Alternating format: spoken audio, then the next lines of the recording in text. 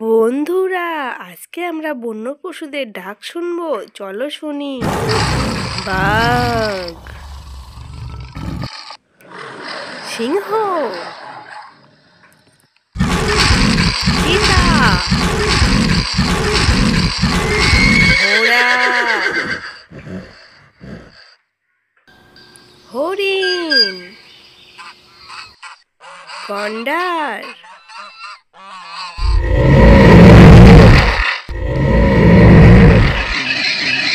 শূকর, জেব্রা, পান্ডা, শিয়াল,